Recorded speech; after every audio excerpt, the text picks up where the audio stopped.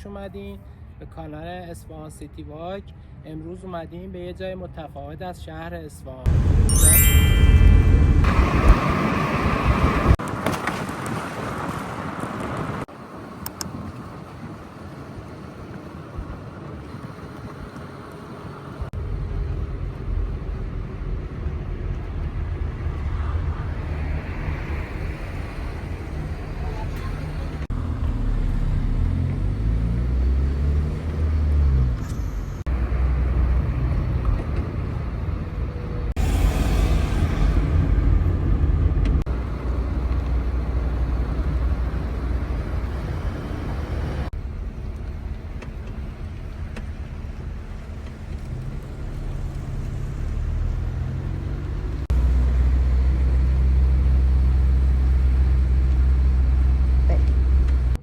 امروز اومدیم به بزرگترین و بروزترین قبرستون شهر اصفهان به نام باغ رضوان، جایی که بیش از 500 هکتار زیربنا داره و برای بیش از 5 میلیون نفر قبر وجود داره.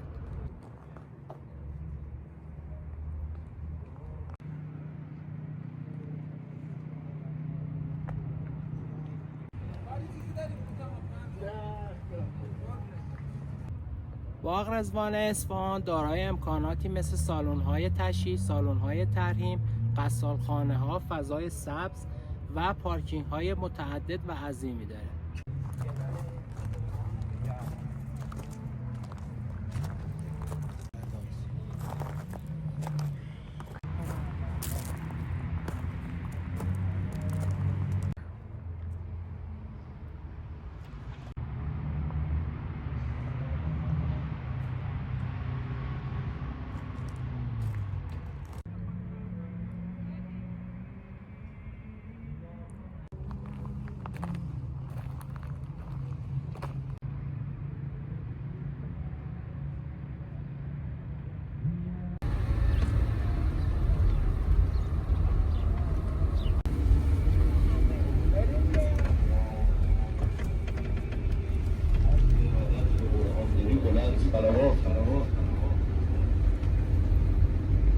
من از وسام عزیزان و بزرگواران اسماعیلی، خاندان معزز و اصیل و بزرگوار اسماعیلی،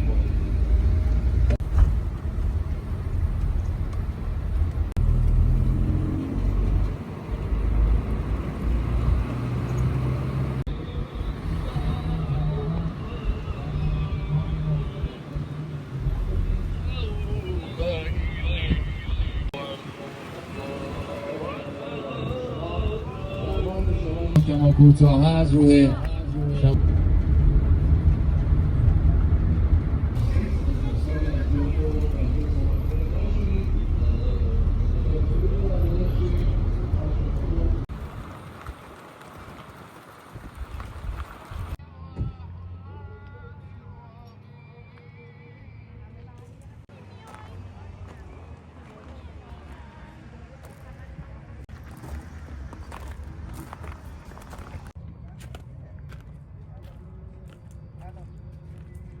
این قبرستون برخلاف قبرستون‌های قدیمی شهر اصفهان مهندسی طراحی شده و نظم خاصی داره و دارای شماره‌های دیجیتال و QR کده.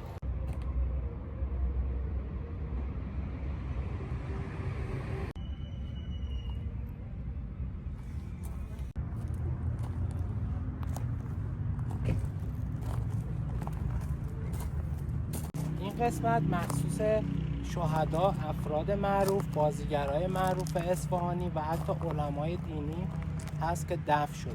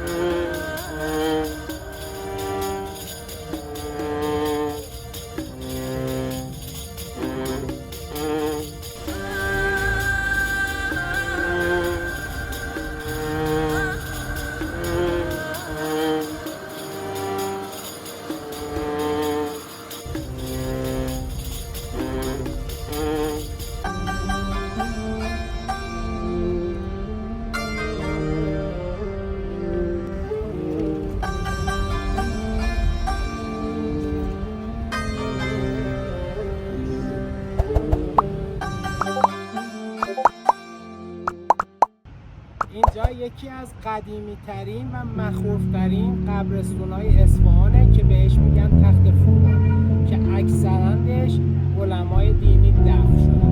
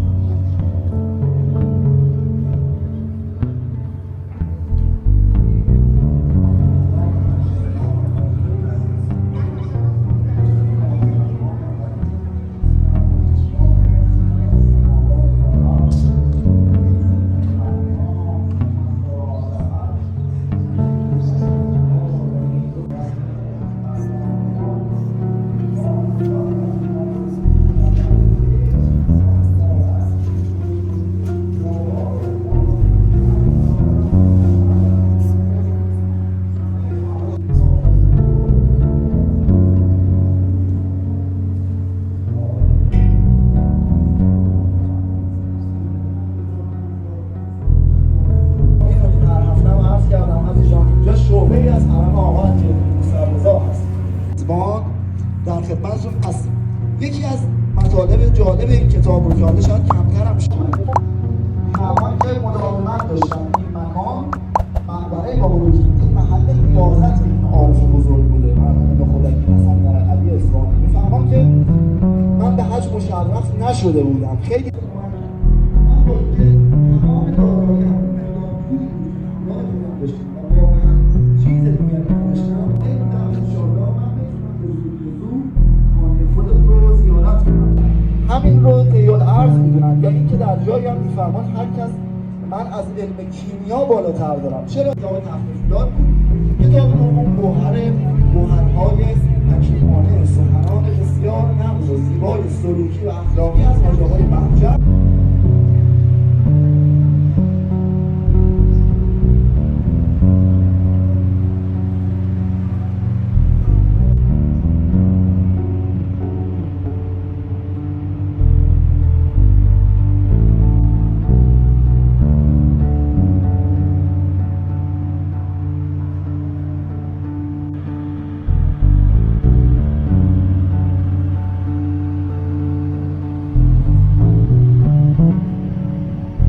قبرها به حدی قدیمی‌اند که سنگ‌ها شکسته شده و حتی نوشته‌های روی سنگ‌ها نیز مشخص نیست.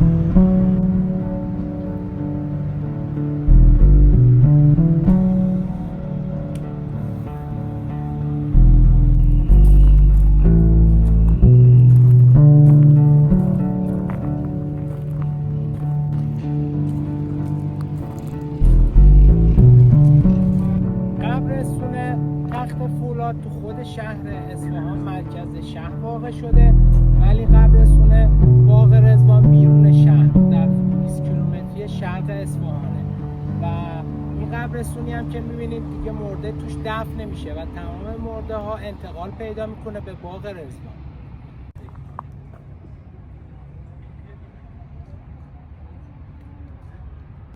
قبرای این قبرستون هیچ گونه تصویری نداره، برخلاف قبرای باغ رضوان که همگی تصویر داره. سنگ‌های باغ رضوان از متریال خیلی خاص تهیه شده، ولی قبرای این قبرستون تمام سنگ‌های قدیمی فرسوده و حتی فرونشسته.